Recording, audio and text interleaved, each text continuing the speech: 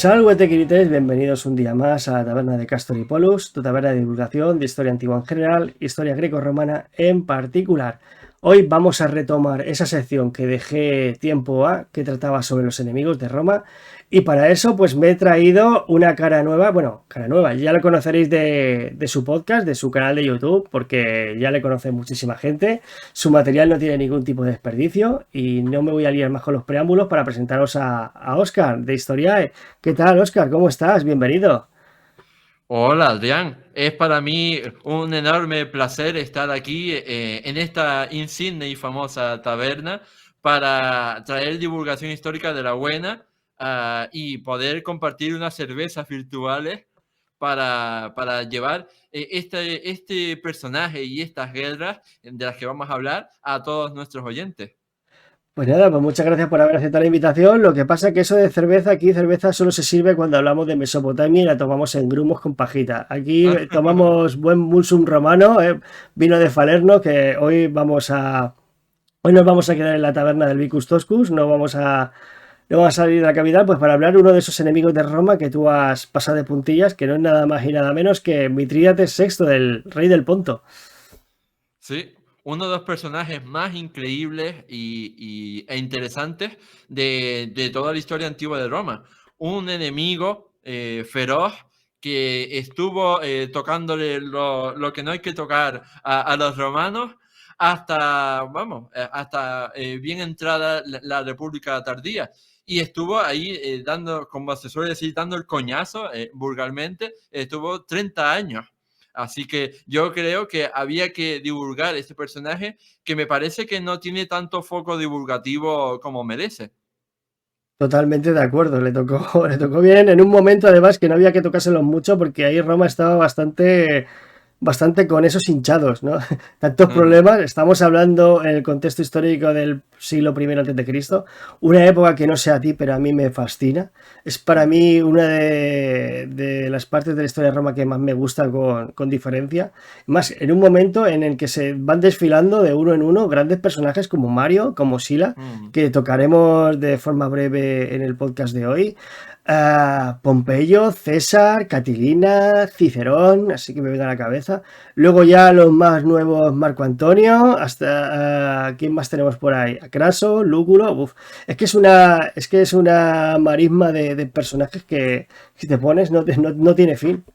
Sí, de hecho, en mi web, en Historia, llevo escribiendo sobre estos personajes y sobre los Julio Claudios, el primer siglo después de Cristo, desde hace años. O sea, me acuerdo que esto de las guerras mitridáticas ya lo abordaba en 2020. O sea, que llevo 5 años con ello. Bueno, y ahora que lo has tocado, que es importante, la gente donde te puede encontrar para que no lo sepa, aunque yo creo que ahora falta pocas presentaciones porque eres archiconocido, eres súper activo en redes sociales y en YouTube, o sea que seguro que muchísima gente te conoce, pero para el que esté despistado, ¿cómo pueden hacer para encontrarte? Bueno, pues Historia es un proyecto, como tú dices, que está en todas partes, porque yo soy muy masoquista y entonces estoy omnipresente. Pueden leer mis artículos de texto en mi web, en historiaweb.com, y pues pueden escucharme en el podcast de Historia, que está en iVoox, está en Spotify y está en Apple Podcast. Y después pueden verme en mi canal de YouTube, en el canal de YouTube de Historia.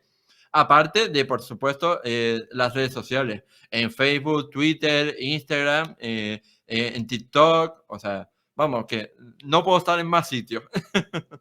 Totalmente, o sea que además lo estás poniendo muy fácil, que el para que no le guste una red social siempre tiene otra red social de forma alternativa por si se quiere, por si la otra no le va. Así que ya sabéis, no tenéis excusa, o he visto, bueno, historia hay. Así que vamos a entrar ya en materia. Luego recuérdame que ponga los enlaces en la descripción para que la gente tenga más fácil acceso. Vamos, es que más facilidades imposible, ¿eh? Para estar suscrito. Pues nada, volvemos al siglo primero antes de la era común, antes de Jesucristo, como queráis definirlo. Estamos ante una república romana que se desangra en una multitud de conflictos. Hemos pasado por hemos acabado el siglo segundo con las guerras de Yugurta, las invasiones de cimbres y teutones. Hemos empezado el primero con las guerras sociales, ¿no? Entre los aliados y la mismísima Roma. Y ahí es cuando hace aparición este personaje, ¿no? En el Oriente Lejano. Mm, Sí, yo creo que efectivamente deberíamos aprender un poco sobre la figura de Mitrídates VI, el Grande, antes de meternos de lleno a abordar la historia de las guerras mitridáticas, que por supuesto llevan su nombre porque viene, ¿no?, de Mitrídates. Y incluso antes de abordar la historia de Mitrídates, podríamos hacer un muy breve contexto histórico, un muy breve círculo de antecedentes para comprender cómo eran las relaciones entre el reino de Mitrídates, que era el Ponto, y Roma. Porque lo cierto es que las relaciones habían sido relativamente buenas hasta ese momento, hasta la llegada de Mitrídates. Cosa que, por ejemplo, también pasa, ¿no?, con otro gran enemigo de la historia de Roma, como es Cartago, que siempre se piensa que Cartago y Roma siempre fueron enemigos mortales, pero lo cierto es que no, que durante mucho tiempo fueron aliadas incluso, y después estalló el conflicto. Pues aquí igual. Tenemos que incluso, precisamente hablando de Cartago, en la Tercera Guerra Púnica, entre el 149 y el 146 a.C., adivina quién ayudó a los romanos a vencer a los cartagineses. Tropas pónticas. Estuvieron allí de aliadas de Roma venciendo a los cartagineses. Después, más cerca de su territorio, más cerca de Asia, también romanos y pónticos colaboraron, por ejemplo, para vencer la rebelión de Aristónico, este hombre que se rebeló contra Roma tras la muerte del rey Átalo III de Pérgamo. Y bueno, vemos que esas relaciones de Roma y el Ponto son beneficiosas para ambos y vamos, podríamos decir más ejemplos.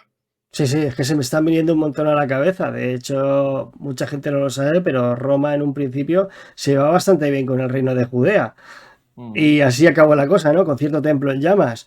O con Cartago, como bien has dicho, o con los estados griegos. A Roma saqueó Atenas. Y de hecho hoy pasaremos de puntillas por ese Mm. episodio, ¿no? Sí, sí, totalmente. Es curioso, ¿no? Como al final la guerra pues hace extraños compañeros de cama y viceversa, ¿no? Mm.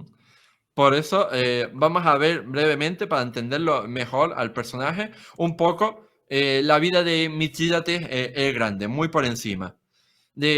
Por lo que sabemos, este personaje nació en torno al 135 o 134 antes de Cristo y era hijo, por supuesto, del anterior rey, de Mitrídates V, Evergetes, y la reina Laodice VI.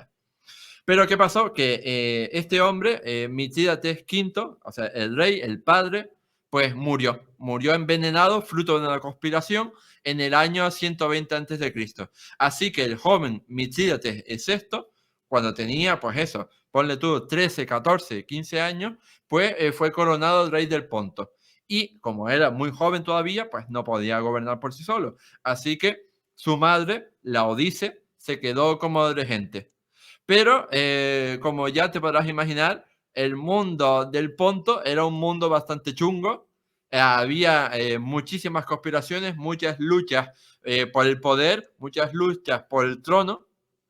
Así que el joven Mitrídates VI ni siquiera va a poder fiarse de su propia madre. Y según algunos autores, entre el 115 y el 110 a.C., ya está gobernando Mitrídates VI de forma total, ¿no? De forma autoritaria, porque se ha librado de su madre. Por lo visto, la madre quería matar a su propio hijo. Quería matarlo para, no sé, a lo mejor para gobernar ella o para colocar en el trono a algún pretendiente que le gustara más que su propio hijo. Pero bueno, el caso es que supuestamente, eso, la madre quería matar al hijo, tal y como supuestamente había matado a su marido, a Mitrídates V. Así que, de alguna manera, pues su hijo fue más listo que ella y la mató, o incluso también se comenta que la encerró de por vida en una prisión para que no fuera una molestia. O sea, en ese Entonces, momento desaparece de escena, ¿no? sí, la Odisea, sí. Y una vez que está consolidado en el poder, que ya se ha librado de la molestia de su madre, pues Mitrídates VI dice, oye, yo no voy a ser sumiso a Roma, por lo que sea, ¿no? De ahí no podemos meternos en la personalidad, en la mente de Mitrídates, porque no tenemos fuentes tan abundantes, pero bueno, sea como sea, a él se le metió en la cabeza que no iba a ser sumiso con Roma como lo habían sido sus predecesores, ni mucho menos se iba a aliar con los romanos, así que inició una serie de campañas, de conquistas, que le llevarían a expandirse por el resto de la península de Anatolia, por lo que hoy es Turquía, evidentemente. Entonces tenemos que, por ejemplo, se alió con el rey Nicómedes III de Bitinia para repartirse el reino de Paflagonia. Eso en el año 108 a.C. Paflagonia, pues, era un pequeño reino que estaba en el norte de la península.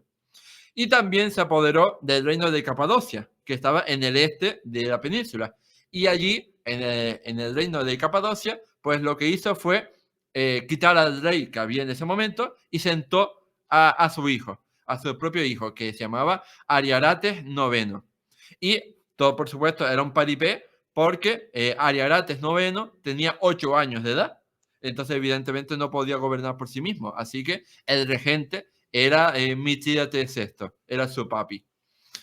Y después, pues siguió expandiéndose, ¿no? por la península de Anatolia en varias conquistas. Y uno podría preguntarse, oye, ¿y los romanos qué hacían por ese momento? Me refiero, ¿por qué los romanos no impedían que Mitrídates, pues eso, se extendiera por Paflagonia, se extendiera por Capadocia y demás? Pues sencillamente los romanos no intervinieron porque no podían intervenir. Porque, como tú bien dijiste en la introducción, pues los romanos en estos últimos años del siglo II a.C. están muy ocupados. Están muy ocupados venciendo a Yugurta en el norte de África y también venciendo el intento de invasión de los cimbrios y teutones, en ambos casos con Cayo Mario. Así que vamos, que están ocupadísimos con sus legiones en estos dos frentes y no pueden atender un tercer frente, que es el de la guerra, ¿no? Con Mitrídates, para que deje de expandirse. Así que sencillamente, pues, no, hasta el momento en el que puedan atenderle, no van a poder hacer nada porque eso, no pueden atender más frentes, así que no les queda otra cuestión que simplemente tener una actitud pasiva, ¿no? Y simplemente dejar que haga lo que quiera, porque, oye, pues al menos de momento no está atacando a romanos, está atacando a reinos aliados, ¿no? Y reinos de otras partes. De momento. De momento, por supuesto, pero evidentemente los romanos eran muy listos y ¿no? Ellos sabían de qué onda iba el asunto, ¿no? O sea, ya se olían el percal. Pues nada, es que venimos desde un momento en el que Roma, pues, venía de las conquistas, de esas grandes conquistas, ¿no? Y a ver quién era el que, el que la bajaba de ahí.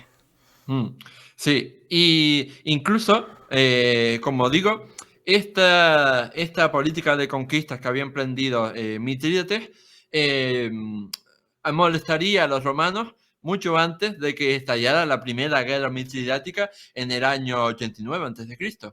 Por ejemplo, hacia el año 97 a.C., los capadocios, que eran uno de estos reinos, ¿no? que había sido invadidos por Mitrídates, se rebelaron contra su nuevo monarca y pidieron ayuda a los romanos. Oye, ayúdanos, que nos ha invadido este tío. Entonces, los romanos, pues, a raíz de esta petición, actuaron un poco más enérgicamente, ya se habrían librado también, ¿no? de Yugurta, de los cimbres y teutones, así que fueron allí y exigieron diplomáticamente a Mitrídates VI y a Nicómedes III que devolvieran la libertad a los reinos de Paflagonia y Capadocia. Además, en este último, en el reino de Capadocia, pues los romanos sentaron a un nuevo rey, a un noble llamado Ariobarzanes. Pero ¿qué pasó? Que Ariobarzanes no duró 2 telediarios. O sea, duró muy poco, porque enseguida fue depuesto nuevamente por Mitrídates. Concretamente, en torno al 96, 94 a.C., Mitrídates se alió con su yerno, que era el rey Tigranes II de Armenia, y ambos pues, se juntaron y expulsaron a Ariobarzanes del trono de Capadocia y volvieron a poner al niño, ¿no? Al niño rey, que era el hijo de Mitrídates, a este Ariarates 9. Ostras, aquí está jugando con fuego, ¿eh? La Sí, política sí, exterior es sí. demasiado agresiva. No sé si va a acabar chamuscado. Entonces, en cuanto Roma se enteró, ¿qué hizo? Pues envió a Lucio Cornelio Sila, al famoso Sila, a Oriente, a recolocar a su rey títeres, a Ariobarzanes. Y lo cierto es que lo consiguió, pero de poco sirvió porque Ariobarzanes, un año después, nuevamente, por segunda vez, fue depuesto y destronado del trono. Así que, ya le estamos tocando bastante los collons, ¿no? A Roma, porque hemos destronado del trono 2 veces al candidato romano, así que no es poca cosa. Y incluso después, Mitrídates va a aumentar la ofensiva porque resulta que su aliado, Nicómedes III de Bitinia, pues murió de muerte natural, ¿no? Y entonces él interviene en el reino de Bitinia para apartar del trono al legítimo heredero, que era Nicómedes IV. Así que, evidentemente, ya la cosa se está desmadrando. Pero llegamos a un punto en el que los romanos nuevamente no pueden intervenir activamente porque tienen un frente muy importante que atender en su propia casa, en Italia, que es, como tú decías, la guerra social o guerra de los aliados. Este conflicto, que dura entre el 91 y el 88 a.C., pues reclama toda la atención de los romanos y no les permite actuar más activamente en Oriente. Así que se tuvieron que conformar con enviar una comisión senatorial con el objetivo de restaurar en el trono nuevamente tanto a Ariobarzanes en Capadocia como a Nicómedes IV en Bitinia. Y esta comisión senatorial la lideraba un senador llamado Manio Aquilio, un personaje que después sería importante. Entonces, este hombre, Manio Aquilio, fue a Asia, ¿no? Fue a la península de Anatolia y consiguió sus objetivos. Consiguió y cumplió su misión e incluso, con la fuerza de la presión, ¿no? Militar y demás, pues consiguió que Mitrídates pagara una indemnización. Pero poco después se rebeló. Se rebeló nuevamente y ya pues exigió, Aquilio, ¿no? Exigió, oye, no te me subas, no te me subas, que si no te vamos a dar una paliza, te vamos a dar una lección. Pero pues no atendió a razones, así que entonces, ¿qué hizo Manio Aquilio? Convenció a los reyes que había colocado en su trono nuevamente, a esto, ¿no? A Ariobarzanes de Capadocia y a Nicómedes de IV, para que se aliaran con Roma y juntos los tres invadir el reino del Ponto como represalia. Y aquí es cuando estalla la primera guerra mitridática, ¿no? Entonces, cuando Manio Aquilio toma esa decisión de invadir el reino del Ponto, iniciando esta primera guerra mitridática. Y aquí, ojo, cometió un error táctico, un error diplomático. ¿Por qué digo esto? Porque le dio la excusa a Mitrídates de intervenir.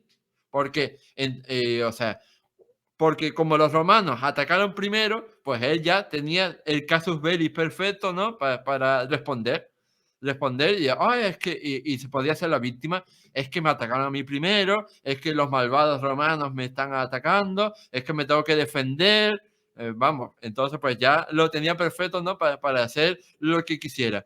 Por eso digo que fue, digamos, un error táctico, un error diplomático, hacer que Mithridates no fuera el primero en atacar a territorio plenamente romano. Claro, había conseguido la legitimidad en este momento gracias a esta torpeza, por decirlo de alguna manera.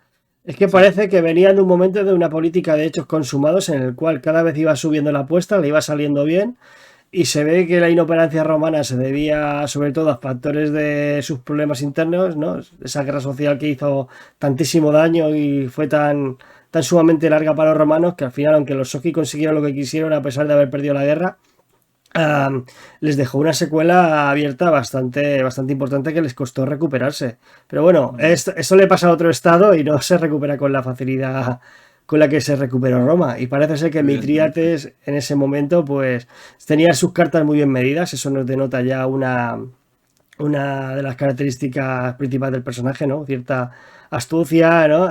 Amplitud de miras, un político también de envergadura. Y yo creo que eso fue lo que hizo que de alguna manera pues se viniera tan arriba ese Mitrídates. Vamos, que se lo creyó que podía hacerle frente de igual a igual a la todopoderosa república. Sí, ¿no? Y es que este personaje, si miramos su infancia, estaba súper bien educado. O sea, no fue, o sea, un tonto, me refiero a que fue súper inteligente y es porque estaba muy bien formado. No solo a nivel militar, a nivel físico, con todo ese entrenamiento físico, etcétera, sino también a nivel intelectual. O sea, en su infancia sabemos que Miltíades aprendió de historia, filosofía, política, ¿no? Diplomacia, etcétera, etcétera, etcétera. Y de hecho, los gobernantes del Ponto no solo se decía que podían combatir a caballo, me refiero que cabalgando, al mismo tiempo que cabalgaban, podían disparar flechas o incluso podían disparar jabalinas, con precisión, por supuesto. Así que eso ya nos habla de su valía, ¿no? Pero es que eso, Mithridates ya se sabía todas las familias romanas importantes, se sabía la historia de Roma, se sabía la mitología romana, porque la había estudiado, porque era imprescindible, ¿no? Para conocer al enemigo. Así que sabemos que eso, que no era un cualquiera, y que había conocido y había aprendido bastante sobre el enemigo. Eso le permitió pues anticiparse a lo que iba a venir ahora, ¿no? Eso le daba tanta seguridad en sí mismo y en sus Sí. posibilidades. Mm. Y, bueno, y sobre Manio Quilio hay que introducir un pequeño matiz, y es que esta invasión que empezó él junto a sus aliados por tierra y por mar, lo hizo sin aprobación del Senado. Cosa importante, porque o sea, el Senado lo había enviado ahí simplemente para en misión diplomática, ¿no? Para colocar en el trono a sus aliados, pero no lo había autorizado para iniciar una guerra. Así que, de momento, la guerra era ilegal.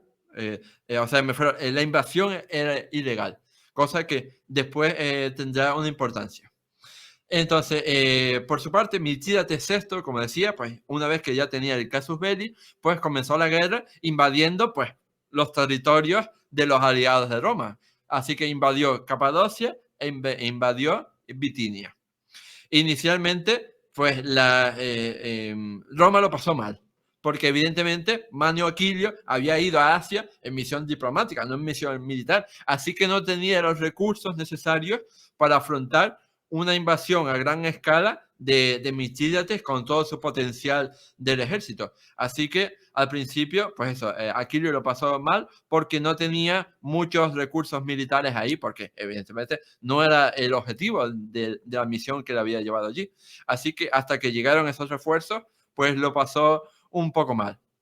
Entonces, al principio, este Mithridates VI, como decía, invadió Bitinia y rápidamente pues, consiguió derrotar al ejército del aliado de Roma, de Nicómedes IV. Y a partir de ahí, pues, fue invadiendo todo el oeste de Asia Menor, todo el oeste de esa península de Anatolia, y los romanos cada vez retrocedían más, cada vez se tenían que ir más hacia las islas, ¿no? de la península de Anatolia. Y al mismo tiempo que Mitrídates VI iba conquistando zonas, pues iba también haciendo una política de propaganda bastante potente, porque por todas las ciudades por las que pasaba, les prometía la libertad, les prometía derogar los impuestos, les prometía cancelar las deudas, vamos, que les prometía que les iba a tratar muchísimo mejor de lo que les había tratado Roma, o de lo que les había tratado sus reinos, ¿no? Entonces, pues, Mitrídates en general, pues se hizo un gobernante popular en ese sentido, ¿no? Con ese populismo con el que arrasó. Sí, por lo Y menos, aunque cambies el conquistador, por lo menos griego. Eso también sí, suma. sí. O por lo menos de tendencia helenística, ¿no?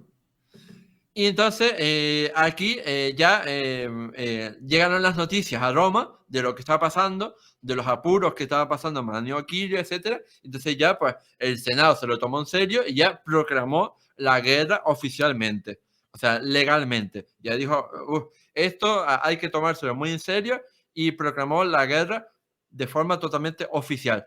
Pero evidentemente por la distancia que había entre Roma y Asia, ¿no? Pues tardaron un tiempo en enviar las legiones para ayudar a Manio Aquilio. También, nuevamente, tenemos que mencionar que se retrasaron más de la cuenta, porque en ese momento había estallado la guerra civil, la primera guerra civil romana, entre Sila y Cayo Mario, ¿no? Había estallado esa primera guerra civil romana, así que por eso también tardaron más de la cuenta en enviar los refuerzos. ¿Y qué pasó? Pues evidentemente, como Manio Aquilio no recibió los refuerzos a tiempo, pues llegó un momento en el que fue capturado. Fue capturado y fue ejecutado o muerto. Porque aquí las fuentes discrepan. Porque dependiendo de la fuente de conocimiento que consultes, te dice una cosa o la otra. Por ejemplo, según Apiano, que es la teoría más gore, te dice Apiano que Manio Aquilio, pues fue capturado, ¿no? Y primero se lo humilló porque se le hizo desfilar atado sobre un asno, ¿no? O sea, lo montaron en un asno atado y lo hicieron desfilar para humillarlo. Y después, una vez que ya se habían cansado de reírse de él, lo ejecutaron vertiéndole oro fundido por la garganta. O sea, imagínate, o sea, una cosa totalmente terrorífica. Le vertieron oro fundido por la garganta. Esto es Craso, la precuela. Sí, bueno, más o menos, porque por lo que yo tengo entendido, a Craso es cierto que le vertieron oro fundido por la garganta, pero creo que ya estaba muerto. O sea, me refiero que no lo ejecutaron vertiendo el oro fundido por la garganta, sino que ya estaba muerto. Creo que la cabeza decapitada, o sea, a Craso lo decapitaron, y una vez que lo decapitaron, pues se llevaron su cabeza a un banquete, a un festín del rey Parto, y en ese banquete de festín, ¿no? Entre el cachondeo y las risas, pues le vertieron oro en la cabeza decapitada de Craso para burlarse de él por su vanidad, etcétera, etcétera. Pero vamos, que supuestamente eso, le vertieron oro cuando estaba muerto. La diferencia es que a Manilio fue mucho peor, porque supuestamente se lo vertieron cuando estaba todavía vivo, o sea, a modo de ejecución. Esto ya es una declaración de intenciones del personaje, ¿eh? Vemos que no se andaba por las ramas a la hora de castigar a sus rivales.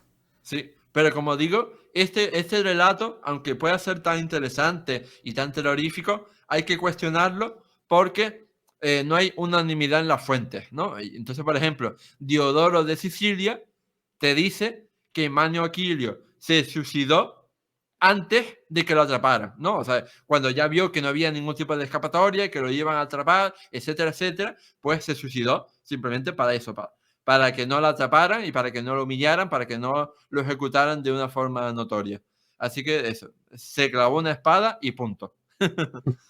Entonces, cada uno que crea la versión que quiera. Yo quiero creer que esta versión, macho, porque si es la otra, uff, qué agonía.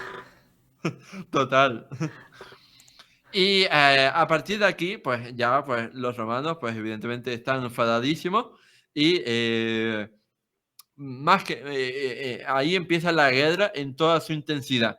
Pero es que va a pasar otra cosa que va a ser muchísimo peor que lo de Manio Aquilio y que ya pues va a ser, vamos, una de las peores cosas que les va a pasar a los romanos, no solo en las guerras mitridáticas, sino en toda la antigüedad en general.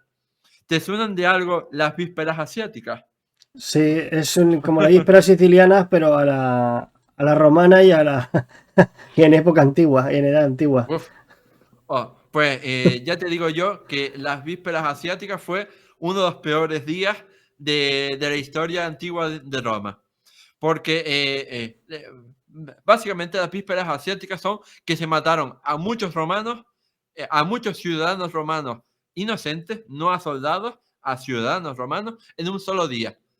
Vamos, que fue un auténtico genocidio. Podremos decir que fue un verdadero genocidio porque fue una acción sistemáticamente diseñada y ejecutada con simultaneidad en múltiples ciudades de Anatolia, ¿no? De las ciudades romanas en Asia Menor. Y es muy interesante porque llama la atención que todas estas ciudades se pusieron de acuerdo en secreto para hacer este genocidio el mismo día y sin que los romanos se enteraran, por supuesto.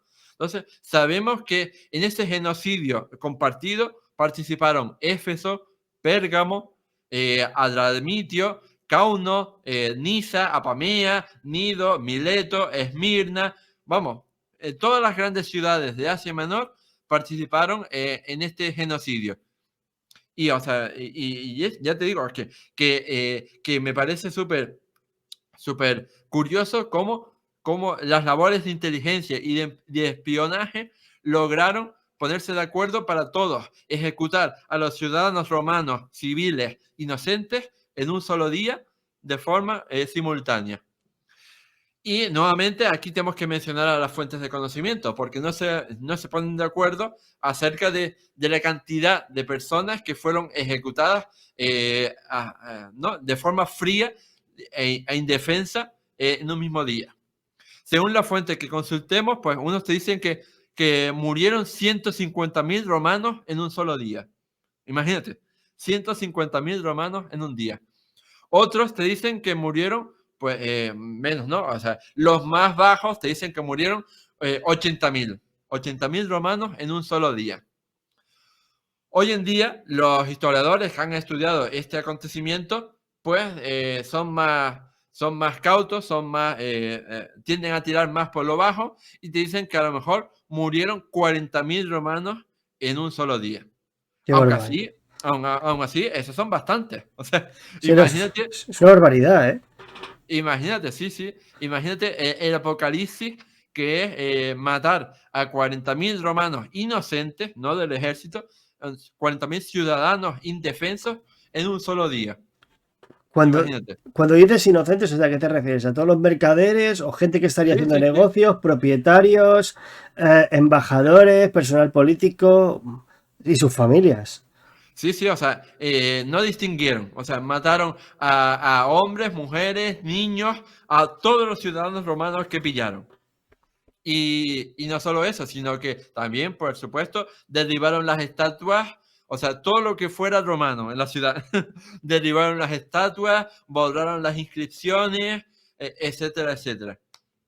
Me extraña que un acontecimiento tan gore, por definirlo de alguna manera, tan salvaje, se pase tan desapercibido de las fuentes, porque bueno, se sabe, pero es que se pasa a pie juntillas este episodio.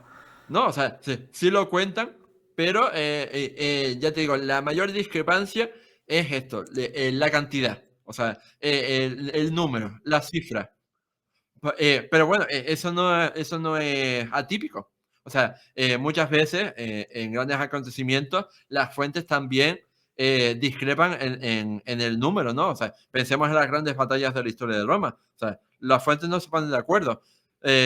Si te pones a hablar, por ejemplo, yo qué sé, de la batalla de Cannas, pues no se ponen de acuerdo los autores acerca de cuántos murieron en ese año 216 a.C. o mismamente las guerras civiles romanas, que también las conocemos, pues no se ponen muy de acuerdo acerca de cuántos autores murieron. Aparte de la discrepancia entre cifras de la literatura y cifras reales que aporta la investigación histórica y la arqueología. Totalmente. Así que no es extraño, pero evidentemente pues este suceso se vio como algo totalmente apocalíptico. Claro, esto ya sería el punto del no retorno, ¿eh? Yo de aquí, tienes, ¿cómo justificas esto después si has perdido? Mm. Sí, y después de este tremendo genocidio, pues Mitrídates siguió con su labor de conquista y sabemos que incluso llegó hasta el Egeo, hasta el mar Egeo, y allí se apoderó de islas famosas y grandes, ¿no? Como Rodas, se apoderó de la isla de Rodas y también de las islas de Lesbos y de Delos. Y evidentemente, una vez que tú llegas al Egeo, pues dices, oye, ¿por qué quedarme aquí? Entonces, incluso pasó a la península y allí mantuvo contacto con los atenienses, por ejemplo, y consiguió que los atenienses traicionaran a Roma y se pasaran al bando de Mitrídates.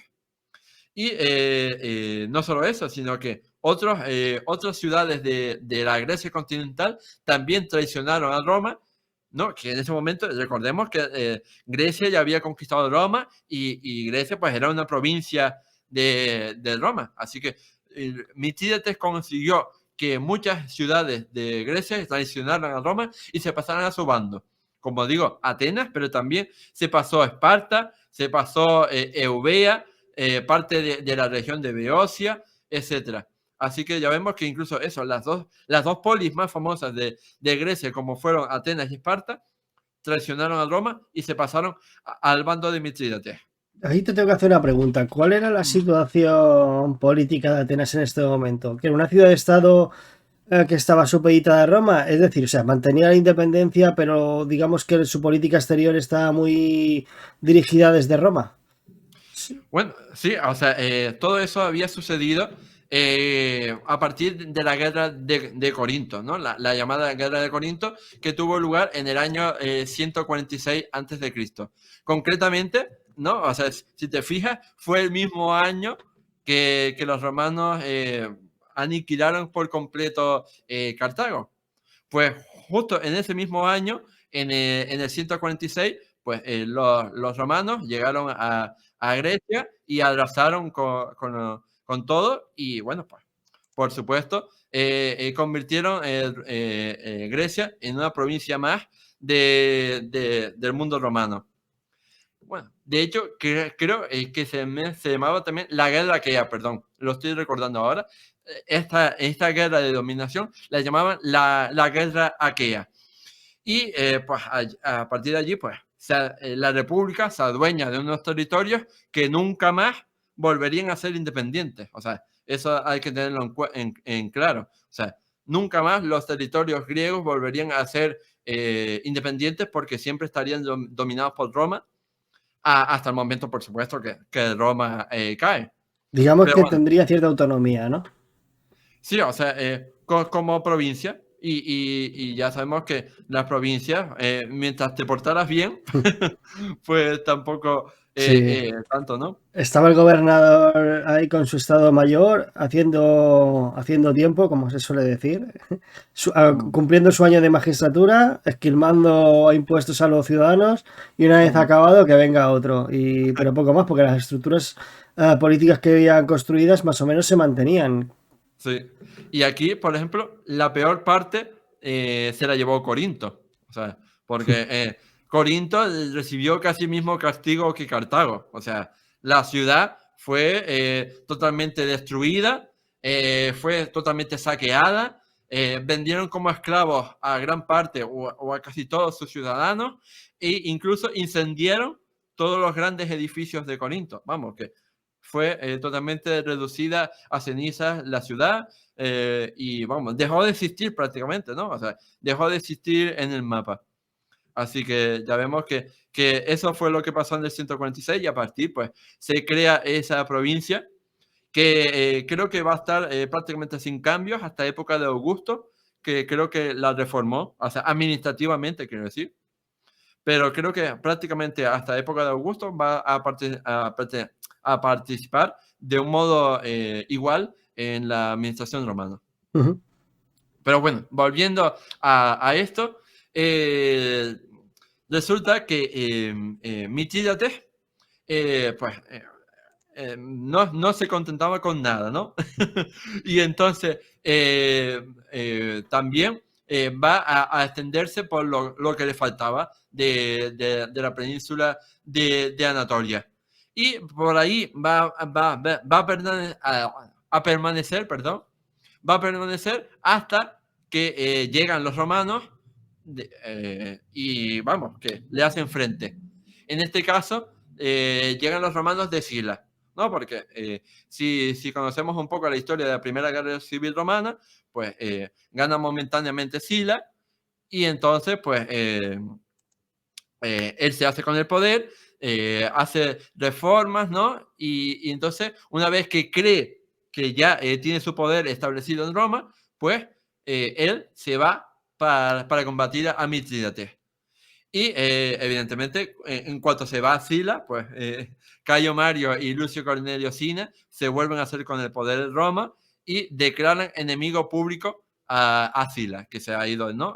a combatir a Mitrídates. Y esto es importante, porque una vez que declaras enemigo público a Sila, significa que ya no la apoyas militarmente. Y si necesitas refuerzos, si necesitas suministros, si necesitas financiación, lo que sea, pues no se la vas a dar. Así que Sila se ve solo en Asia, Es se ve que, solo combatiendo a Mitrídates. si me permite, es que declarar enemigo público es estar al margen de la ley completamente. Exacto. Sí, pero oye, que Sila era una persona de recursos y él se va a buscar la vida muy bien y dijo, oye, que no cuente con Roma. Pues le pido todo lo necesario a las ciudades griegas que no se pasaron al bando de Mitrídates y que aún siguen siendo favorables a Roma. Entonces ahí abusa de las ciudades de Etolia, de Tesalia, de Beocia, de todas estas regiones que se mantuvieron leales a Roma. Y gracias a explotarlas, pues obtiene lo necesario para hacer la guerra a Mitrídates sin tener el apoyo de Roma, de la metrópoli. Ujú. Y entonces, todo eso, pues él se había ido de Roma en el año 87, en el año 88, perdón. Y toda esta labor de coger lo necesario en Grecia le ocupó un tiempo. Y uno de los episodios más famosos, que lo mencionaste tú al principio del podcast, fue el saqueo de Atenas. Porque Siria, pues, evidentemente no podía dejar pasar el hecho de que Atenas, la insigne Atenas, la famosa Atenas, les había traicionado. O sea, había traicionado a Roma. Así que antes de marcharse con Mitrídates, pues Sila se dio un paseíto por el Ática y se dio un paseíto por Atenas para darles una lección que no olvidarían jamás. Entonces, ¿qué hizo? Pues para empezar, pues atacó directamente a Atenas en el verano del 87 a.C. y la puso en sitio, ¿no? La asedió. Y lo cierto es que el asedio duró varios meses, pero al final la ciudad, pues claudicó por hambre, ¿no? Porque la habían sitiado bien y vamos, que se estaban muriendo de hambre. Así que claudicó en marzo del año 86 a.C. Aquí Sila, pues, tuvo un mínimo de respeto por la ciudad Un y, mínimo. y prohibió a sus soldados que quemaran la ciudad. Prohibió que quemaran Atenas, pero sí que les permitió que sus soldados dieran rienda suelta a su creatividad y saquearon Atenas y mataron y violaron a todos los que encontraron. Y mataron y violaron, pues eso, a hombres, a mujeres, a niños, a todo el mundo. Sí. Vamos, que aquello fue el apocalipsis. Cuando Roma entraba en una ciudad tomada por las armas, no se salvaban ni los animales. Exacto. De hecho, curiosamente, esto es muy curioso. Los únicos que se salvaron fueron los esclavos de Atenas. ¿Por qué? Porque los esclavos eran, pues, eran cosas, ¿no? Eran objetos. Entonces, eran demasiado valiosos, o sea, a nivel económico, eran demasiado valiosos como para poder maltratarlos o poder matarlos, porque había que venderlos y había que venderlos en buen estado. Así que no los maltrataron ni los mataron. Claro, una fuente de financiación más para la campaña que se estaba llevando a Exacto. cabo. Así que imagínate, ese fue uno de los pocos momentos de la historia en el que desearía ser esclavo. El único, diría yo. Sí, sí, para que no te mataran, para que no te violaran, para que no te saquearan tus propiedades, etcétera. Y no contentos con ello, los romanos de Sila no solo destruyeron las vidas de los atenienses, sino que confiscaron el tesoro. O sea, todo el dinero que tenía el Estado ateniense, pues se lo llevaron para financiar la guerra contra Mitrídates. Y las fuentes nos dicen que se llevaron hasta 270 kilos de plata y hasta 18 kilos de oro. Así que De vamos, que oro, poquito, ¿eh? sí, En ese claro, momento porque Atenas era estaba más común seca. la plata. Era más común la plata. Ah, es verdad, ahí estaban las famosas minas de Laurión, que pagaron la flota en los tiempos imperiales de Atenas. Sí, sí, sí, totalmente. No, no me acordaba de ese detalle. Y bueno, pues a partir de aquí, el general Arquelao, que era un general que estaba protegiendo el puerto del Pireo, pues dijo, oye, yo no quiero correr el mismo destino que los de Atenas, o sea, ¿no? Que evidentemente el Pireo estaba muy cerca de Atenas, así que abandonó la defensa del puerto y embarcó con sus naves para ir en busca de los refuerzos que estaban ubicados al norte. Y allí pues se unieron, ¿no? Las tropas de Arquelao se unieron con las tropas del general Taxiles y juntos pues se fueron, ¿no? En este momento tenemos que tener en cuenta que los dos bandos sabemos un poco la cantidad de personas que tienen.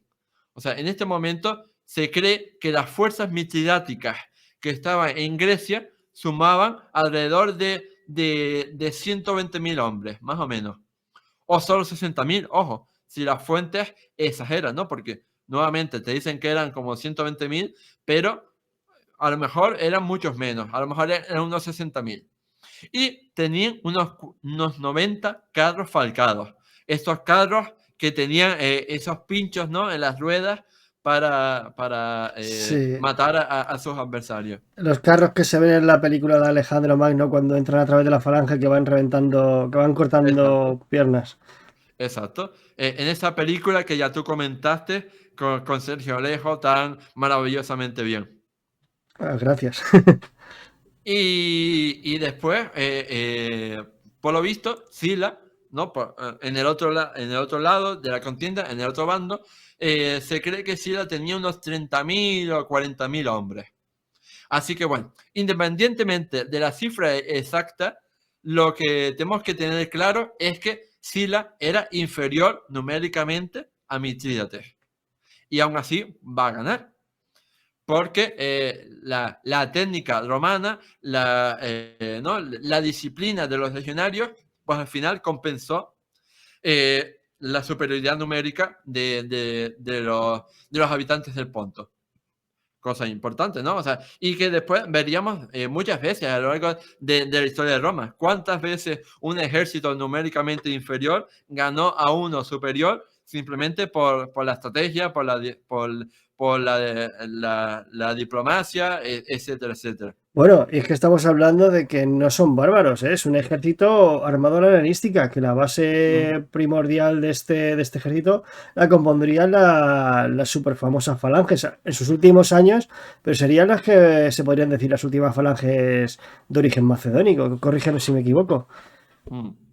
Sí, y bueno, pues curiosamente, aquí, ya que has mencionado Macedonia, tenía que mencionar que una crucial batalla que enfrentó a los romanos de Sila contra los romanos, perdón, contra los pónticos de Mitrídates tuvo lugar en Queronea, que fue el escenario donde se enfrentó Filipo II de Macedonia contra los griegos en el año 338 a.C. Así que en ese mismo escenario se enfrentaron estos y ganaron los romanos de Sila. Parece una mala broma del destino, ¿eh? Sí. Y bueno, pues aparte, y no solo, ojo, que no solo ganaron los romanos la batalla, sino que arrasaron. Porque por lo visto, de esos 60.000 soldados que tenían los pónticos, o más, ¿no? 120.000, si creemos las fuentes más exageradas, pues por lo que se sabe, pues solo unos 10.000 hombres de Arquelao lograron sobrevivir a esta batalla en Queronea. Ojo, es decir, que si tenemos en cuenta que a lo mejor había 60.000 hombres, pues eso significaría que murieron 50.000. Vaya masacre, ¿eh? Así que imagínate la masacre que fue esa batalla de Queronea. Sí, sí, Pero sí. vamos, no contento con ello, después tendría lugar otra batalla y que no se separaría mucho en el tiempo de esta batalla de Queronea, que fue la batalla de Orcómeno. Y en esta batalla, que tuvo lugar en el verano del 86 a.C., también se saldó con un espectacular triunfo romano, en el que, por lo visto, pudieron perecer hasta unos 15.000 soldados de Mitrídates. No, también son unas cifras a tener en cuenta, ¿eh? Son más de 2 legiones romanas. Sí, Al sí, así completo. que imagínate el desastre de Mitrídates. Entonces, evidentemente, si tú has perdido decenas de miles de soldados en solo 2 batallas, sumado, ¿no?, a todo lo que ya viene de antecedentes, de historial, pues a Mitrídates no le quedó otro remedio que pedir la paz. No le quedó otro remedio que rendirse a Sila y solicitar la paz, porque ya estaba agotado militarmente y agotado económicamente, por supuesto. Sí, que levantar un ejército de los mocos de pavo, ¿no? Que tienes que reclutar, formar la leva, hacer el llamamiento, adiestrarlos, equiparlos, entrenarlos, pagarlos, movilizarlos. Buf.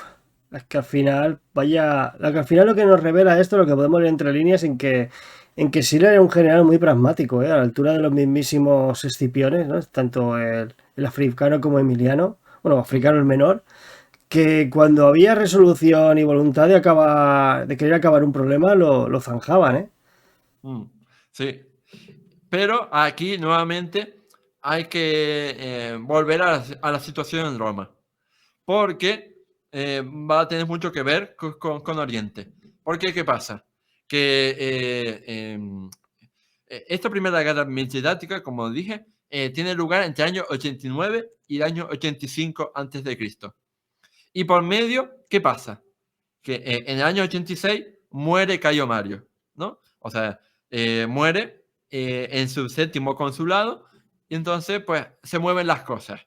Su sucesor en el consulado, que fue Lucio Valerio Flaco, fue enviado a Oriente para sustituir al defenestrado Sila al mando de la guerra contra Mitrídates, porque dijeron, oye, no se puede permitir que este hombre, que es enemigo público de Roma, siga representando a Roma en la guerra contra Mitrídates. Hay que enviar a alguien para que lo sustituya, para que haga la guerra de verdad, tal y como nosotros queremos, no con un enemigo público. Entonces enviaron a este Lucio Valerio Flaco, a este cónsul. Pero ¿qué pasó? Que antes de que llegaran a reunirse, antes de que Valerio Flaco llegara a su destino en Asia, fue asesinado porque hubo un motín militar entre las tropas que estaba encabezado por su mano derecha, por su lugarteniente, que era Cayo Flavio Fimbria. Y este hombre, asesinó a su superior, asesinó al cónsul y se hizo con el poder de las legiones. Y fue este Fimbria quien, al mando de 2 legiones, llegó a Grecia primero, pero evidentemente él se había rebelado contra su superior, así que no tenía mucha intención de hacer el plan original. Así que lo primero que hizo fue esquivar al ejército romano de Sila y cruzó con sus 2 legiones por Macedonia y por Tracia para dirigirse a la península de Anatolia. Y una vez que estaba en Anatolia, pues venció en varias batallas a los generales de Mitrídates que había por ahí. devastó también el territorio y destruyó ciudades. Entonces, de hecho, cabe destacar que el avance de este romano, de Fimbria, fue tan importante que incluso llegó a apoderarse de la importante ciudad de Pérgamo.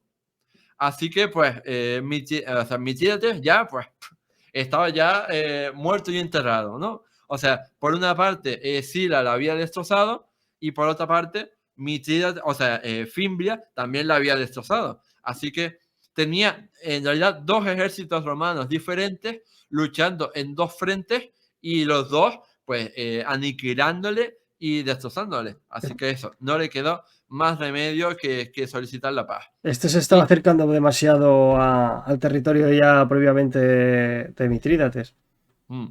sí, y a esta paz se le conoce como la paz de Dárdano, y tuvo lugar, pues eso, en el año 85. Y las condiciones de paz, pues no fueron nada favorables, o sea, para Mithridates, por lo menos a nivel de conquistas, porque evidentemente tuvo que abandonar todas sus conquistas y volver a su territorio natural, volver al Ponto y quedarse ahí simplemente. Tuvo que abandonar Paflagonia, tuvo que abandonar Bitinia, Capadocia, etc. Aparte tuvo que pagar una fuerte indemnización de guerra, cosa que evidentemente no le gustó porque ya estaba agotado económicamente. Aparte de que tuvo que disminuir la capacidad de su ejército. Se dice que tuvo que entregar 70 barcos, que tuvo que entregar también 500 arqueros, etcétera, etcétera. Pero ojo, por lo menos el acuerdo de paz no era muy desfavorable en el sentido de que se le permitió seguir siendo rey. O sea, tú puedes seguir siendo el rey del Ponto, pero ojo, te quedas en tu territorio y no sales de ahí. No haces ninguna labor de conquista, ni mucho menos. O sea, que se puede decir, tú antes has dicho que estaba muerto, pero realmente no está muerto, está mal enterrado. Sí. Sí, y de hecho por eso después volvería a la guerra en sucesivas ocasiones. Y aquí nuevamente hay que decir que este pacto, este tratado, esta paz de Dárdano se hizo de forma ilegal sin ser aprobado por el Senado, porque fue un pacto que hizo Sila con Mitrídates, pero nunca fue ratificado por el Senado romano. Así que eso hay que tenerlo en cuenta. Evidentemente porque Sila pues, seguía siendo un enemigo público y no tenía potestad legal para cerrar un acuerdo de paz con un enemigo. Y aquí a partir de aquí se dan una serie de años en los que técnicamente no hay ninguna guerra. O sea, la primera guerra mitridática acaba en el año 85 y la segunda no empieza hasta el año 83. Es decir, que tenemos un año y pico, 2 años, en los que supuestamente no hay guerra. Pero vemos que la situación dista mucho de ser pacífica. Cuando termina esta primera guerra, en el año 85, Sila exigió al otro, ¿no? Al otro líder, a Cayo Flavio Fimbria, que, oye, gracias por tu labor, gracias por ayudarme a vencer a Mithridates, pero ya next. O sea, ya ríndete y dame tus tropas y, ¿sabes? Que yo soy aquí el papito, ¿sabes? Yo soy el que manda, así que tú ríndete y subordínate a mí. Y pues Fimbria pues no se dio, se negó a obedecer, así que se enfrentaron entre ellos. Sila y Fimbria se enfrentaron entre ellos y pues por lo visto Sila fue a su encuentro y asedió el campamento de su batallón como medio de presión. Y por lo visto pues Sila ganó y Fimbria tuvo que huir. Pero ¿qué pasó? Que al final pues el ejército de Fimbria le abandonó y ¿no? Le traicionó y se pasó al ejército romano de Sila. Así que Fimbria se quedó básicamente solo y acabó pues suicidándose.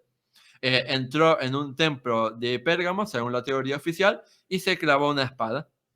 Así que así fue su final. Algo muy romano ante estos casos.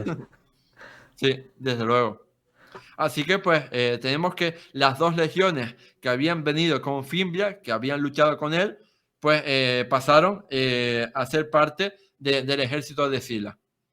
Y en este momento, Sila no se va a quedar en Oriente, ¿no? Una vez que ha vencido a Mitrídates, pues quiere volver a Roma para seguir gobernándola, ¿no? Y para ver qué ha pasado allí.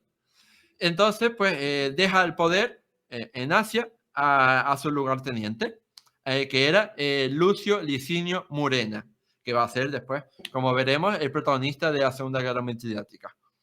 Y en este momento, cuando partió de Oriente, pues Sila se dice que se llevó consigo unos 40.000 hombres y dejó en Anatolia a cargo de Murena a unos 12.000, más o menos. Dejó a unos 12.000 hombres a cargo de este Murena.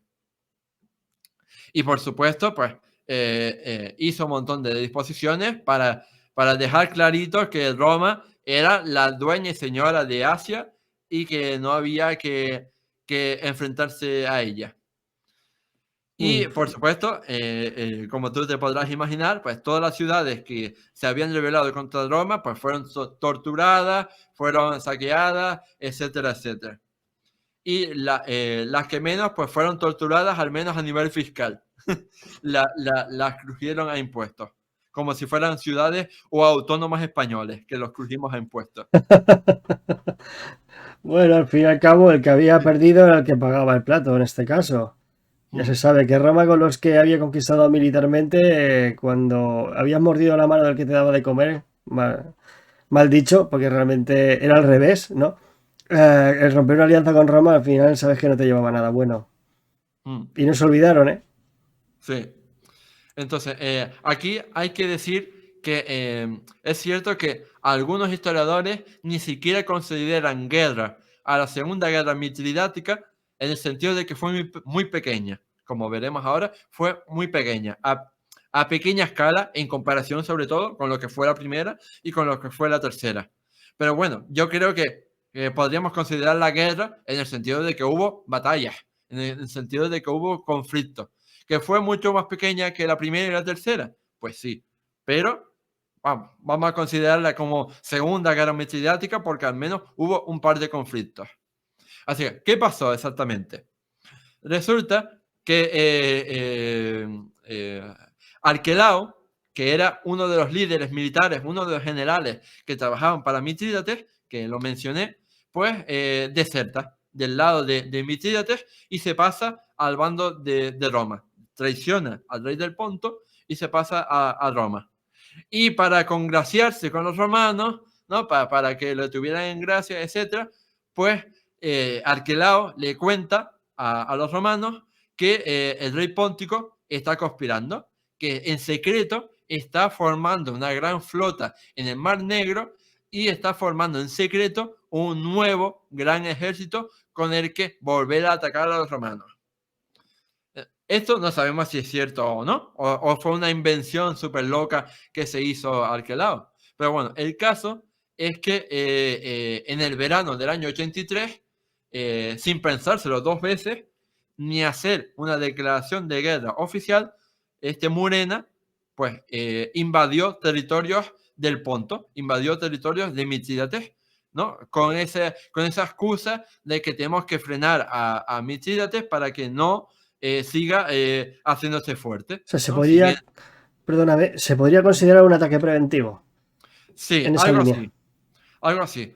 Pero digamos que fue un ataque un poco ilegal en el sentido de que iba en contra de la paz de Dárdano. O sea, ese acuerdo de paz que habían hecho en el año 85 a.C. Era un acuerdo, o sea, una invasión ilegal. O sea, y de hecho, Mitrídates, que ya te digo que era muy inteligente, en vez de responder militarmente a la invasión de Murena, respondió diplomáticamente. Entonces, ¿qué hizo? Cogió a una serie de embajadores y primero se les envió a Murena y les dijo, oye, tío, ¿sabes? Que estás saltándote la torera el acuerdo de paz que hicimos en el año 85, ¿sabes? Pero Murena no le hizo ni puto caso. Hablando mal y Así pronto, que, no. sí. Así que fue una escala, ¿no? A la administración superior, y entonces envió embajadores a la propia Roma. Y fueron embajadores a la metrópolis para quejarse de que Murena había roto la paz y de que había invadido el Ponto, cuando ellos no habían hecho nada malo. O sea, no, por supuesto, él dijo que la historia de Arquelao pues era una invención y que él no había hecho nada malo. Y Roma pues se hizo la loca. O sea, porque no le interesaba, ¿no? Porque pues, le venía bien destruir a un enemigo y se hizo la loca y, vamos, los dejó en silencio administrativo. O sea, no les contestó.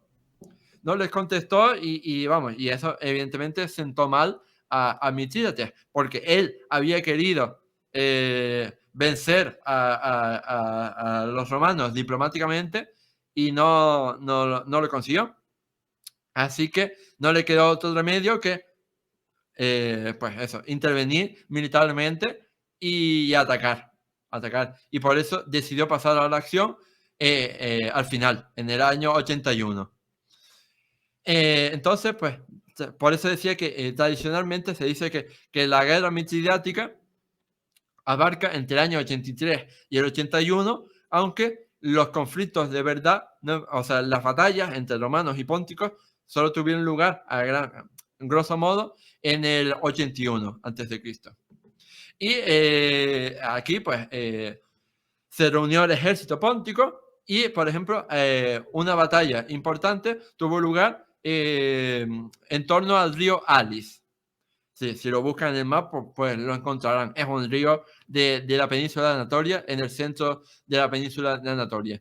Pues aquí cada ejército se colocó en un lado del río, ¿no? Los romanos de Murena en un lado y los pónticos de Mithridates en otro. Concretamente, estaban dirigidos por un general llamado Gordio. Y aquí, pues, en torno a este río Ali se ensalzaron, ¿no? En una batalla bastante violenta, etcétera, etcétera. Y al final ganó el bando de Mithridates. Ojo. Se llevó el gato al agua, qué curioso. Sí, ganó Mithridates. Y después tuvo más batallas, o sea, hubo más batallas y las volvió a ganar Mithridates. O sea, en este momento Mithridates estaba on fire. Estaba ahí en buena racha. Y ganó varias batallas. Así que a Murena, pues no le quedó otro remedio que ir retirándose, ¿no? Ir perdiendo posiciones. Y uno podría pensar, oye, ¿y si los romanos estaban perdiendo, cómo es posible que después parara la guerra, no? Pues porque resulta que en Roma, al mismo tiempo que tenían lugar estos conflictos, pues Roma estaba viviendo la dictadura de Sila, ¿no? O sea, una vez que Sila había vuelto de Oriente, ¿no? Ya sabemos, ¿no? Todo lo que hizo, instauró o sea, entró por la fuerza en Roma, instauró la dictadura e hizo las famosas proscripciones. O sea, se cargó a todo el mundo ahí, a todo el mundo de enemigo público. Entonces, instauró la dictadura y pues él estaba preocupado, sí, estaba preocupado de que el conflicto escalara, ¿no? De que el conflicto escalara. Así que, pues, el dictador envió a un tribuno, concretamente a Aulo Gavinio, para amenazar a Murena de que, oye, si no abandonas esta campaña, que recordemos que la ha hecho de forma ilegal, pues va a haber muchas consecuencias que no te van a gustar. Entonces lo amenazó, ¿no? Con este severo castigo. Así que al final, pues Murena hizo caso y decidió dejar definitivamente las hostilidades. También es cierto que no le iba bien, así que pues tampoco es que le sentara muy mal. Y pues regresó a Roma, donde curiosamente este tal Murena fue recompensado con un triunfo. O sea, vale, te quitamos de la guerra, pero a cambio te damos un triunfo por tus victorias en la guerra mitridática. Sí, lo contentó, lo compró un poquito, lo aduló y se lo quitó de en medio. Ya está, algo sencillo, no le supuso. Parece que en este momento sí la estaba mucho más preocupado en la política interna de Roma que meterse en aventuras de conquista. Ya bastante tenía con lo que tenía, ¿no? Intentando estabilizar la situación y, Sí. y restaurar la república. Sí, aparte de que él quería, o sea, como él había sido el autor de la paz de Dárdano del 85, pues él quería que se respetara la paz que él había hecho, ¿no? Y eso, la invasión de Murena había sido ilegal sin el consentimiento de Sila, ¿no? Que era el mandamás, así que evidentemente él quería que parara. Y con eso hay unos años de parón en Roma, o sea, en Oriente.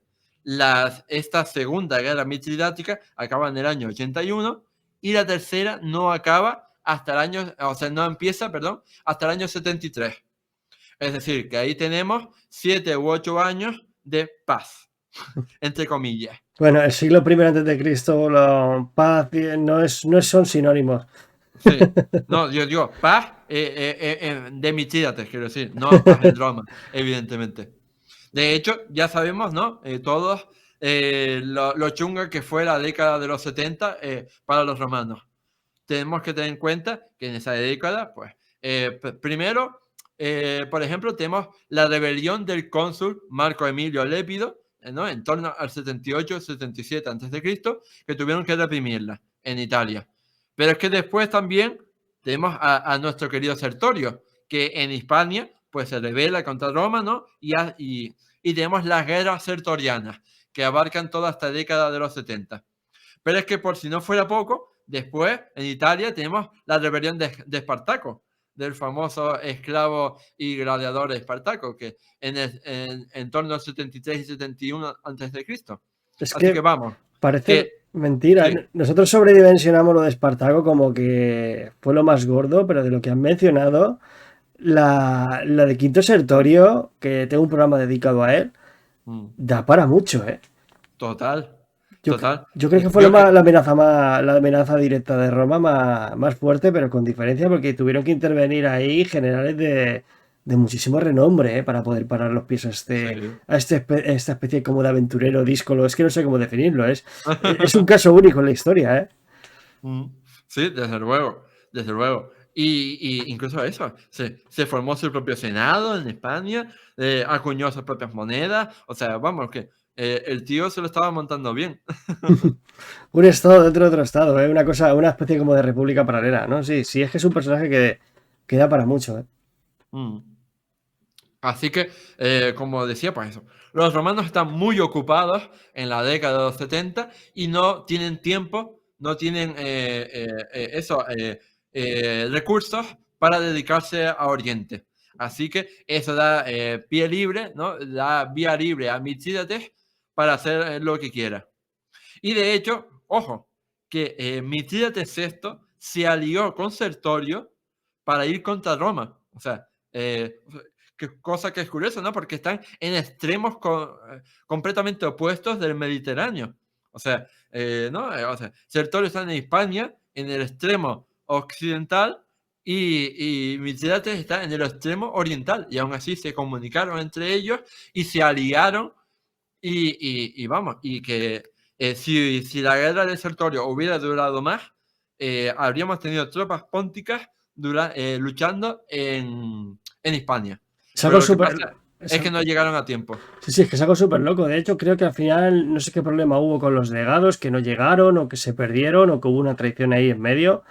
Pero eso también supuso el final de Sertorio a ojos de la opinión pública, porque te estás aliando al archienemigo de Roma, un rey oriental, que es para los romanos eso es anatema, eso. Además, un rey que había tenido una de las guerras más cruentas de la historia reciente de Roma y que encima se había cepillado, permíteme la expresión, a 40.000 romanos como mínimo. O sea, claro, Total, eso total. vamos.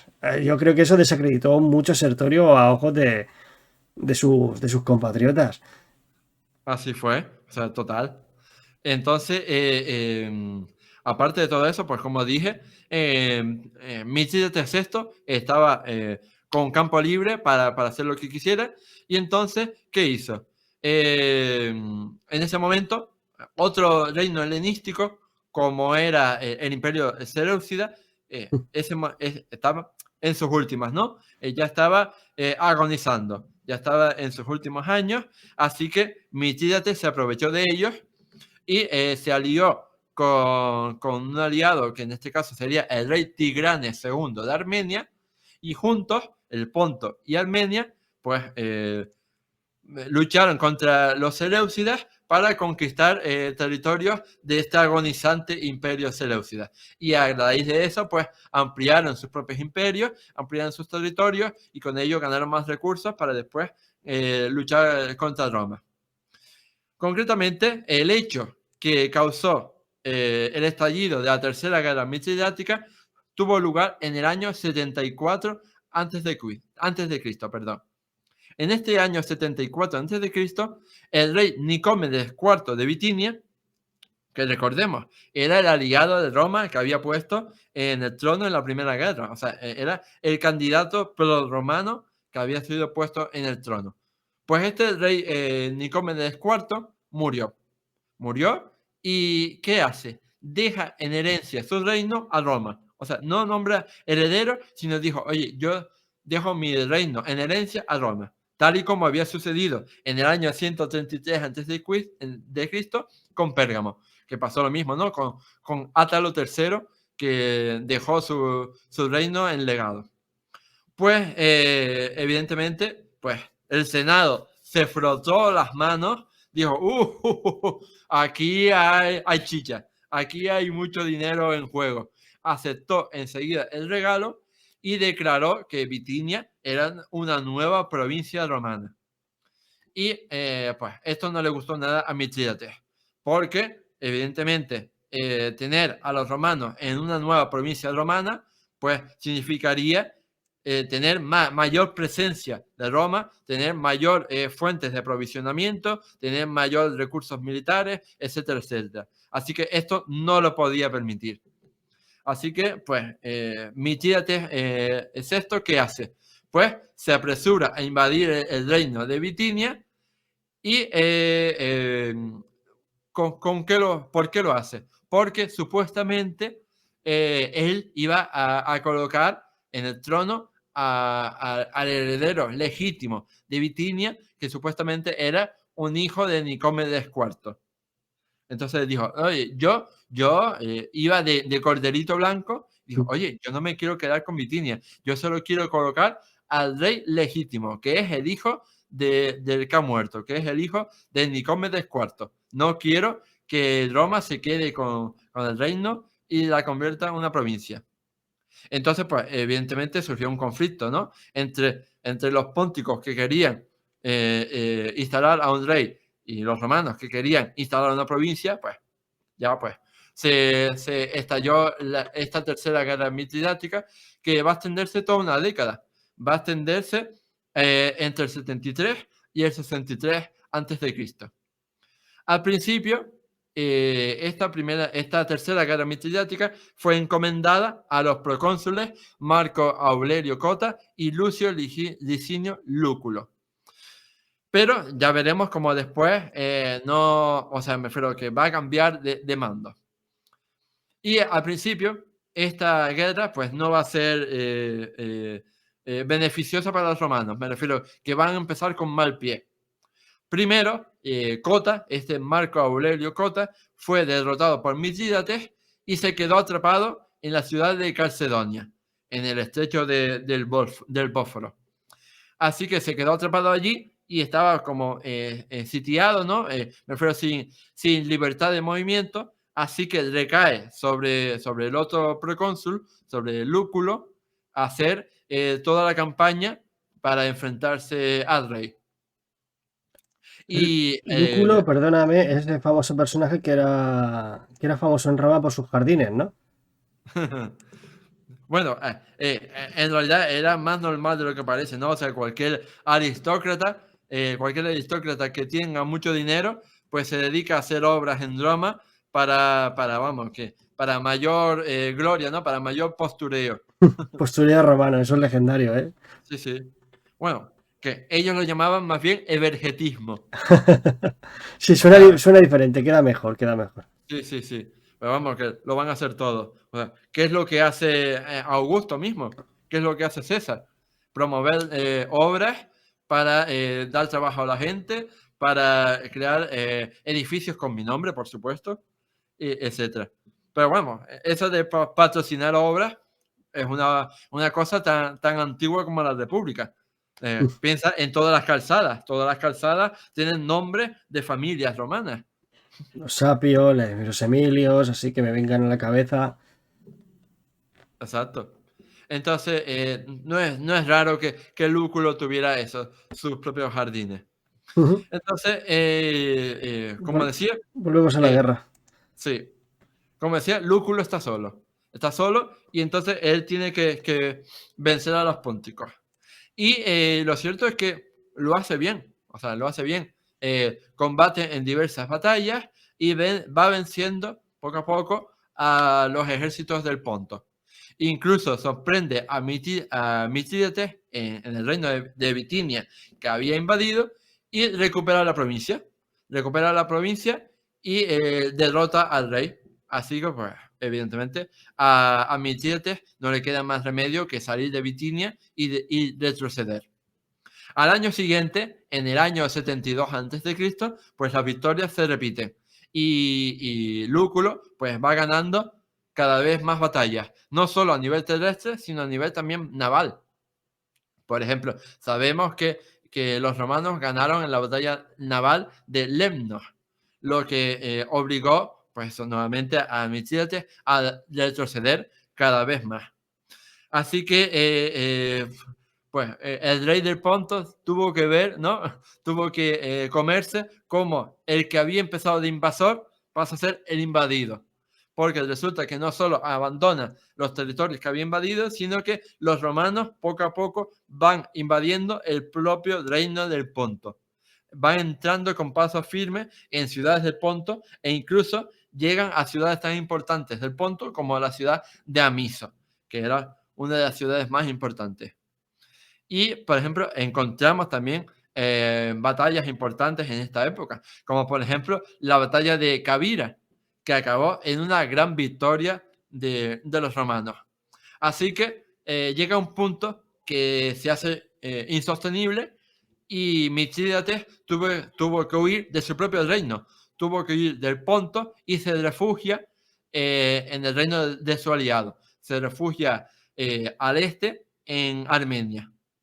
Acto seguido, por supuesto, las legiones de Lúculo primero liberan a Cota, ¿no? Que ya no tiene esa presión, libera al procónsul Cota y los dos juntos pues proceden a tomar una por una las grandes ciudades del Ponto, ¿no? Entonces, básicamente ha invadido todo el reino del Ponto y se han hecho con todo el reino. Entonces, en este momento, uno podría pensar que, vamos, que la tercera guerra mitridática ya está sentenciada, que no hay más que contar, ¿no? Que tiene los días contados. Pero lo cierto es que no. Lo cierto es Spoiler, que no. no. Spoiler, no. Porque la vida da muchas vueltas y aquí se produce un giro de guión. Se produce un giro de guión. ¿Y qué pasó? Todo empezó en el año 70 a.C., porque Lúculo envió un embajador romano a Armenia para exigirle al rey Tigranes que le entregaran vivo o muerto al rey Mitrídates. Pero evidentemente el rey Tigranes se negó porque no quería entregar a su aliado, así que Lúculo no lo dudó ni un momento y decidió, oye, voy a invadir a Armenia, ya que me ha ido tan bien en la invasión del Ponto, voy a invadir Armenia a partir de 69 a.C. Y esto, como veremos, se tradujo en un gran error, porque esta invasión de Armenia no le salió tan bien como le había salido la invasión del Ponto. Así que la tortilla se viró. Al Estamos, principio, es que estamos hablando de estirar la línea de suministro demasiado lejos, ¿eh? Aquí ya cometemos el error de meternos en medio del territorio enemigo y quedarnos completamente aislados. sí, pero aquí le pasó algo que a lo largo de la historia va a pasar muchas veces, ¿no? Le va a pasar a Napoleón, le va a pasar a Hitler, y estoy hablando del invierno. O sea, nunca te metas con el invierno, nunca te metas a hacer campañas militares en invierno. Y menos en el invierno armenio, que todo está la montañosa. Uf, frío de allí es terrible. Exacto. Entonces, pues, al principio las cosas para Lúculo salieron más o menos bien, ¿no? Estaba avanzando, se metió en el corazón de Armenia, etcétera, etcétera. Pero ¿qué pasó? Que se acabó la campaña normal, llegó el invierno y encima, por lo que se cuenta, fue un invierno especialmente duro y vamos, el frío era desolador, había muchas tormentas, así que vamos, que eso minó totalmente la moral de las tropas y vamos, que a partir de ahí empezó el desastre. Y evidentemente los armenios estaban más preparados porque ellos jugaban en casa. Ellos estaban acostumbrados a ese invierno y por supuesto, como tú decías, pues tenían infinitamente más cerca, ¿no?, las líneas de abastecimiento, de aprovisionamiento, etcétera, etcétera. Así que la tortilla se viró. La tortilla se viró y aprovecharon, y tanto Tigranes como Mitrídates aprovecharon la debilidad coyuntural del Lúculo para expandirse, ¿no? Y todo lo que había conquistado el Lúculo en esos años lo perdió.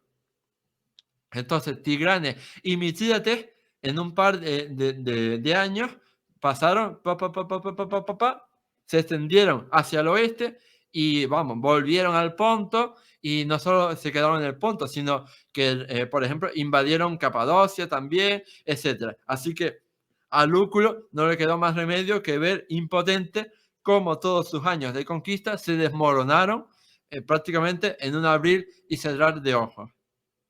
Por una mala decisión táctica, ¿eh? ¿Mm? Exacto. Así que no le quedó más remedio que aceptar su fracaso, su derrota. Y hablando de derrotas, estas noticias, por supuesto, llegaron a Roma. Y los romanos en la metrópolis se enteraron de los continuos fracasos de Lúculo y de cómo Mitrídates estaba ganando terreno y estaba ganando la guerra. Así que dijeron, oye, hay que hacer algo. Hay que hacer un cambio para que esto nos vaya bien otra vez. Así que se le encomendaron la guerra al Mesías de Roma, al que había ganado un montón de cosas hasta ese momento, que no era otro que nuestro queridísimo Pompeyo Magno. El que aparecía en el momento exacto para concluir lo que habían empezado otros. Exacto, sí. Esa fama es Sí. la que le atribuye a sus enemigos. El pobre Craso se había él combatido a Espartaco y después llega Pompeyo en el último momento y se lleva la gloria a Pompeyo. O Sí, sea, ¿cómo sí. es eso? Es que eso fue una cosa muy. No sé cómo definirlo, iba a decir muy guarra, pero. A ver, es oportunismo en estado puro, ¿eh? Sí, Matas a los últimos 6.000 esclavos que los encuentras casi casi de casualidad. Y dice, no, yo he cerrado la guerra, el triunfo es para mí. Claro, el otro que se los había tanqueado durante los últimos tiempos, que había conseguido de una forma bastante eficiente cerrar la rebelión, viene este hombre, mata una banda de esclavos ahí mal avenida, que pilla ahí en medio de los Apeninos, ¡hala! Se acabó, el triunfo para mí. Claro, es que sí, eso le perseguiría el resto de su vida. sí. Bueno, pero al menos sí que hizo otras cosas valiosas, como vencer a los piratas en el mar o vencer al propio Sertorio en Hispania. Tiene un moco de Así que pavo, ¿eh? sí, exacto. Así que, vamos, que Pompeyo era el Mesías de Roma. Había acumulado un buen currículum de victorias, así que los romanos no veían otra persona a la que encargarle esta guerra contra Mitrídates. Así que en el año 66 a.C., el general reúne un ejército gigantesco ¿no?, que incluso se dice que podía incluso duplicar las fuerzas que Mitrídates tenía en ese momento, y con ese ejército se traslada a Asia y empieza a cosechar victorias. Y para ello, ojo, que no solo se centró en cosechar victorias en el campo de batalla, sino que también en el campo diplomático. Porque, por ejemplo, se alió con uno de los grandes enemigos de Roma, como eran los partos, para combatir a estos, ¿no? Porque eran enemigos comunes, ¿no? Entonces, el enemigo de mi enemigo es mi amigo. Entonces, Pompeyo Magno se alió con el rey parto Phraates III para que este rey parto invadiera Armenia y entonces la guerra se dividiera en dos frentes y así los armenios no podían ayudar a los pónticos porque tenían que afrontar su propia invasión. Así que mientras Phraates III invadía Armenia, Pompeyo Magno se encargó de mantener ocupado a Mitrídates, ¿no? Y de acorralarlo mientras no pudieran ayudarle. De ese modo, antes de que acabara el año, antes de que acabara el 66 a.C., pues las tropas romanas de Pompeyo Magno habían recuperado el Ponto y el rey Mitrídates se había obligado a huir.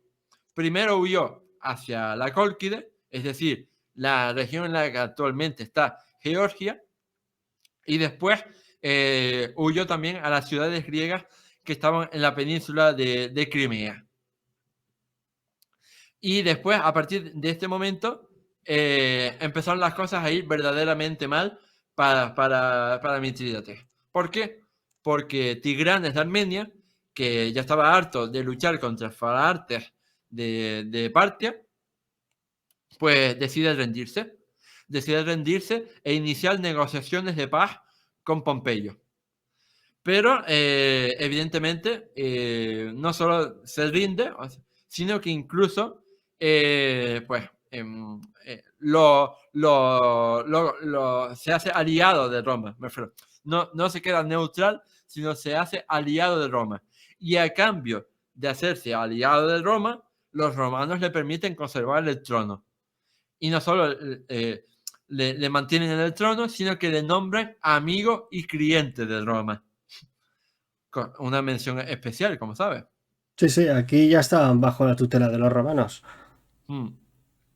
Así que en este momento, como ya era aliado de Roma, pues cambia de bando y en vez de luchar contra los romanos, lucha contra los pónticos. Así que ya tenemos a los romanos y a los pónticos luchando codo con codo contra los pónticos de Mitrídates. Así que pues en este momento ya la guerra estaba un poco sentenciada, pero todavía duraría un poco más. ¿Por qué? Porque a Pompeyo Magno él era un sobrado, así que dijo, yo no me conformo con vencer a Mitrídates, yo voy a bajar para abajo, para el sur, voy a llegar a la región Siro-Palestina y allí voy a desmontar lo poco que queda del Imperio Seleucida y voy a hacerme con ello. Entonces, entre el año 64 y 63 a.C., vence al último emperador Seleucida, que fue Antíoco XIII, lo vence y entra en su capital, entra en Antioquía y vamos, desmonta el reino, aniquila para siempre el imperio Seleucida y dice, oye, a partir de ahora Siria es una nueva provincia romana. Y no solo contento con eso, siguió bajando y llegó, ¿no? Por supuesto, a Judea, al reino de Judea, que en este momento todavía era un reino independiente, así que lo que hace es abolir la monarquía judía, y convierte ese antiguo reino de Judea en un estado tributario de Roma. Claro, Así que, todo por ayudar a una de las dos facciones de la guerra civil, porque de hecho Pompeyo aprovechó esa guerra civil que había entre los dos hermanos, creo que eran Hircano II y exacto. Aristóbulo, y que además que los dos le pidieron ayuda a Pompeyo y creo que se decantó por el primero, por Hircano, y ya Roma ya no se fue nunca. Sí, sí, y de hecho, aprovechando esa guerra civil por la sucesión, de Pompeyo dijo, oye, pues, ya que estoy aquí, pues asalto Jerusalén. y asaltó Jerusalén. Así que ya vemos como que no se quedó nada corto. Incluso llegó también a Petra, a la capital de los nabateos, la famosa Petra. Así que, pues, todo esto está sucediendo mientras Mitrídates está acorralado en el norte, ¿no? En esos territorios a los que había huido. ¿Y qué pasa cuando un líder está acorralado, está ya en las últimas y parece que no tiene esperanza? Pues que sus hombres la abandonan. Sus hombres empiezan a traicionarle, no confían ya en él y empiezan a haber motines y conspiraciones. Y en esta ocasión, Mitrídates VI, el rey que tanto había molestado a Roma, va a ser traicionado por su propio hijo. Por su propio hijo, que era Farnaces. Y este Farnaces reúne el ejército y se enfrenta en un conflicto civil contra su propio padre. Así que a Mitrídates VI, al final, acorralado por los romanos y acorralado por los propios pónticos de su hijo Farnaces, pues no le queda más remedio que suicidarse. Así que, pues así acaba la vida de uno de los mayores enemigos romanos de la República Tardía, de una forma poco indigna, ¿no? O sea, un poco indigna, pues acaba suicidándose y acaba, pues, de esa manera su espectacular vida. Pero ojo, que aquí acaba la guerra, la tercera guerra mitridática, pero no contento con ello, Pompeyo va a hacer más cosas. Porque, por ejemplo, se cuenta que organizó grandes banquetes, grandes sacrificios, vamos, o sea, de fiesta, ¿no? O sea, que hicieron un montón de festejos para celebrar este fin de la guerra, las nuevas incorporaciones en Oriente, ¿no? En Siria, en Judea, etcétera, etcétera. Y es curioso que Pompeyo, como decíamos antes, ¿no? Se atribuyera el mérito del final de la tercera guerra mitridática cuando él estaba a 1500 kilómetros de Mitrídates cuando este se suicidó. O sea, estaba lejísimo de Mitrídates y dice, no, es que yo soy el que ha causado el final de la tercera guerra mitridática, pues yo me merezco un triunfo, etcétera. Voy a la línea de la personalidad de Pompeyo y creo que de aquí le viene el epíteto, ¿no? Del Magno, del romano que había conquistado el Oriente. Vamos a ver, que sus logros están ahí. Ya desde joven, su participación en la guerra social, la derrota de Sertorio, como bien has mencionado antes, la limpieza de los piratas y ahora el broche final a esta campaña que empezó a las orillas del Mar Negro y acabó, vamos, esto es como la fiesta que se te va de las manos, ¿no? Que te vas un día a tomar algo y acabas en Ibiza y no sabes cómo has llegado ahí. Pues esto es lo mismo, empezó en la ribera del Mar Negro y acabó casi acampado en Petra. Conquistó varios estados, reorganizó todo el Oriente, acabó con todo lo que es el helenismo el helenismo de forma política, no cultural, porque culturalmente estuvo todavía muchísimos años más, ¿no? Solo quedó Egipto ante esta campaña. Y bueno, que ahí la verdad que Pompeyo hizo una labor que fue, bueno, que al final es merecedor de ese nombre como es el Magno. Y Mitrídates me da mucha pena, bueno, mucha pena. A ver, es un enemigo de Roma, con los enemigos de Roma no hay que tener compasión, ¿no? Pero hecha esta broma, sí que es verdad que fue un visionario, un hombre de Estado, muy bien formado, como también lo has definido antes. Y claro, y aprovechando de esa coyuntura y el hombre, claro, al tener esa formación lo supo ver muy bien, midió muy bien los tiempos y si la situación hubiese sido otra, quién sabe si no hubiese conseguido limpiar de romanos esa parte del mundo. Ya no acabar con la República, porque la República solo podía, el único que puede destruir a Roma era otro romano, ¿no? Y eso lo hemos visto a lo largo de su historia, ¿no? Pero que fue un enemigo digno de las batallas que les proporcionaron los últimos años, porque qué duro este conflicto. 20, 30 años. O sea, pues imagínate, desde que empezó en el año 89 hasta el año 63. Sí, casi 30 años. 26 años. Con Mitrídates de fondo, ¿no? Siempre sonando los ecos desde Oriente de que en cualquier momento te podía aparecer este hombre en cualquier momento y mira, la que lié en un momento, como solemos decir vulgarmente. Pues creo que nos ha quedado un buen programa, ¿eh? Sí, o sea, a lo largo de estas 2 horas, pues hemos hecho un resumen bastante grande de las guerras mitridáticas. Evidentemente, quien quiera conocerlas más a fondo, pues tiene bibliografía al respecto. Así que no se va a quedar con las ganas de más. Tienes, por ejemplo, la biografía de Mitridates que publicó Adrián Mayor, la historiadora Adrián Mayor, en la editorial Despertaferro. Muy buena. No tiene Que desperdicios. Muy recomendable, sí. Totalmente lo secundo. también, por supuesto, tiene todos los manuales de República Tardía que mencionan las guerras mitridáticas, etc. Pues muchísimas gracias, Óscar. Espero que te lo hayas pasado también como yo escuchando. Ha habido momentos en que me quedaba callado y era precisamente por eso. Cuando estoy callado significa que estoy aprendiendo. Nada. Pues nada, perdona. Nada, termina y ya agradezco yo. No, simplemente eso, agradecer otra vez que hayas elegido aquí a la taberna para hablar de Gran Vitría del Sexto y recuérdanos a todos dónde podemos seguirte porque para más datos interesantes como este, ya no solo de historia romana, ¿no? Sino de toda la historia de la humanidad. Sí, bueno, como decía, para los que lleguen al final de este podcast, pues estoy en Evox, estoy en Spotify, en Apple Podcast, en Facebook, en Twitter, en Instagram, en YouTube, en TikTok y en mi propia web, en historiadeweb.com. Pues ya sabéis, mis queridos taberneros, suscribíos a Historia y en todas sus formas porque no tiene desperdicio ninguno de su contenido. Y a vosotros, pues bueno, pediros lo que os digo siempre, ¿no? Que si os ha gustado este contenido, pues lo podéis apoyar dándole un buen like, a suscribiros, compartirlo con vuestros amigos si consideráis que le pueden gustar este tipo de contenido. Algún pequeño comentario para poder, que esto ayudaría mucho a crecer a este humilde canal y aportar más datos porque estamos para aprender todos de todos. Y nada, y creo que no me dejo nada del tintero, ¿no?